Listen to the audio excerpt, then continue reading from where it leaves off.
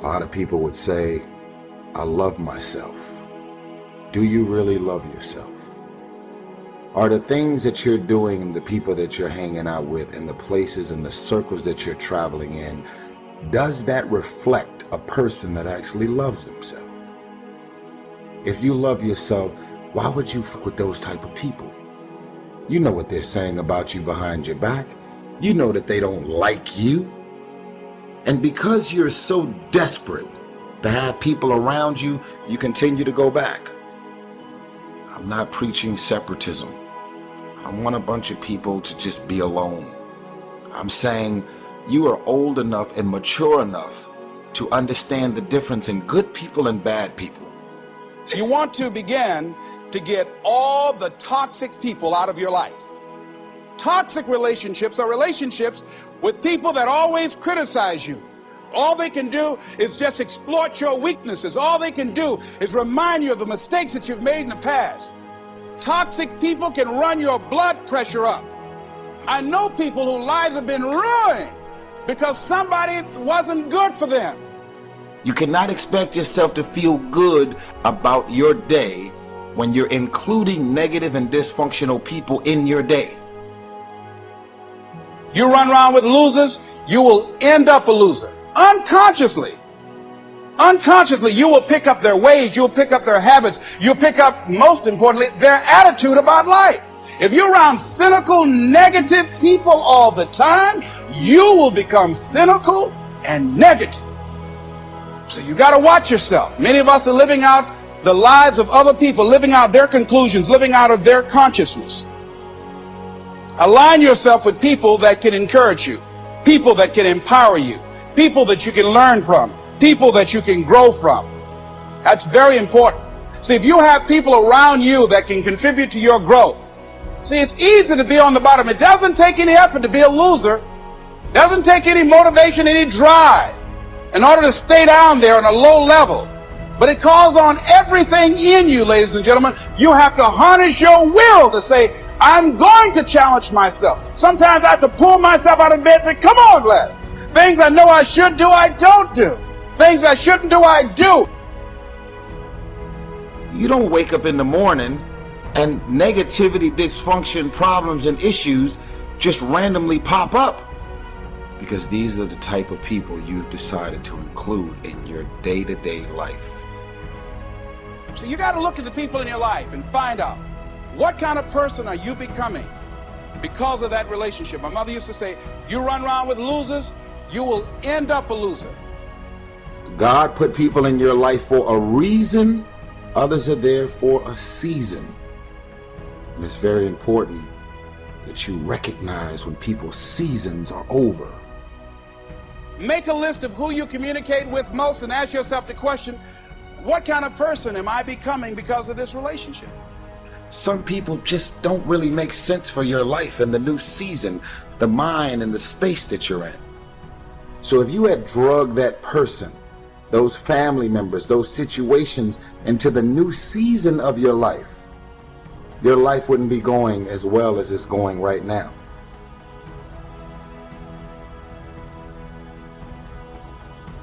My mother being a Sunday school teacher, teaching me about prayer and God, that was really helpful to me, you know. I mean, if you really want to be successful, you gotta have a lot of dog in you. You gotta be mean sometimes, because life ain't fair. Life is hard, man. It is not fair. Like you have happened to you that just, you go, man, why this happened? Because life ain't fair. But life ain't fair to nobody. You just gotta fight through, man. You gotta bite back sometimes. It's like haters. When you get haters, you know, people's opinion of you is none of your business.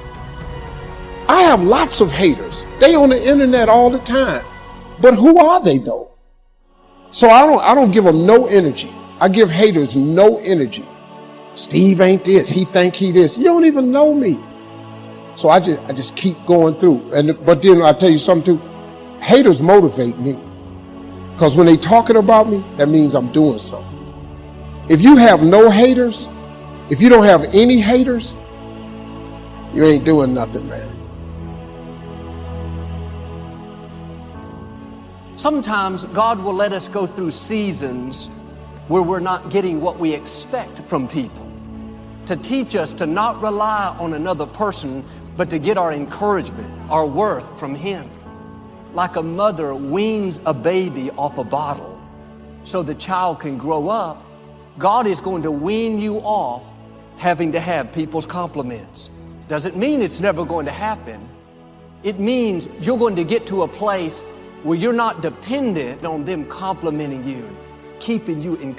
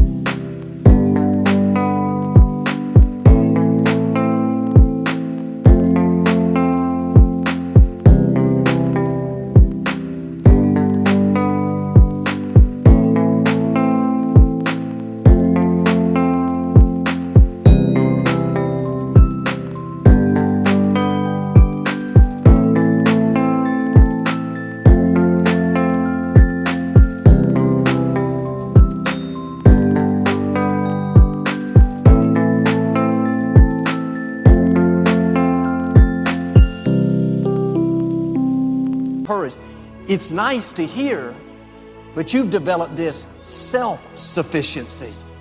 Because the higher God takes you, there will be more disapproval, more opposition, more critics. If you're basing your worth on how people are treating you, you're trying to keep all of them happy, you'll never become everything God created you to be. Quit trying to please people. You are not going to stand before people and give an account. You're going to stand before God. He's going to ask, did you fulfill my purpose for your life? The less you depend on people, the stronger your spiritual muscles are going to become and the higher you're going to go. God is going to give you victories where the odds were totally against you. You could overcome that obstacle if you had the strongest players. God is saying, don't worry about it. You don't have to have all those people. You and God are a majority. If you'll quit depending on people, the anointing will increase in your own life. You'll accomplish more with less people because of God's favor on your life. Are you discouraged because people are not giving you what they used to? It's because God's growing you up. Quit trying to get from people what only God can give.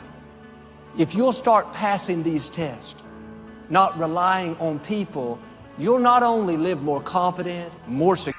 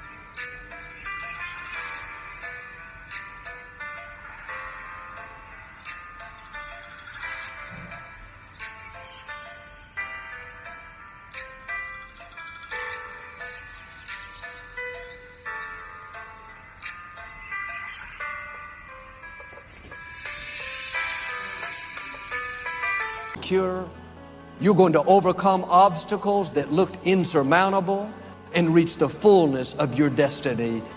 The fact that you're still alive and still on this earth, even though it's been challenging and rough, God has a plan.